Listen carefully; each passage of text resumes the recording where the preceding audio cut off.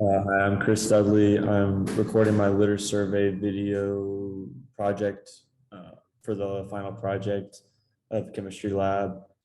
I'm a chemical engineering major and I have aspirations to transfer to College Station to pursue that.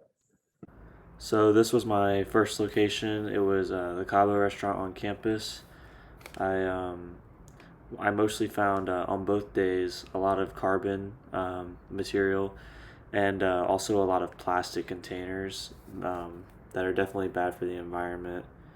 And it went along well with the hypothesis I made at the beginning. Um, I hypothesized that I would find mostly carbon based litter, and that is exactly what I found. So according to Taylor and Francis online, this specific piece of text, it says harmful impacts of microplastics on marine life and subject to many studies.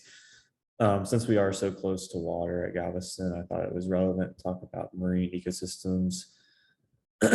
um, but the main thing is the ingesting of the microplastics that get into the water by marine life is very detrimental to their well-being. It's not good for them, and they could die. So this was my second location. It was the T dock at the bottom part of the campus, at towards like the bridge of where you get on and off the campus.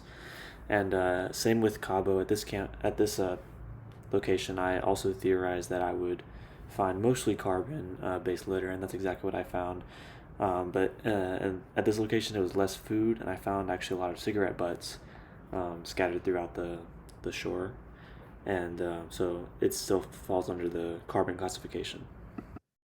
And so as we all know, the cigarette butts are pretty gross, but I mean, according to Science Direct, they are actually very toxic to marine life. Of course, they can't eat that. And since it also says that they do take about 14 years to completely decompose, they're pretty likely to just like sit around in the ocean and not really go away anyway.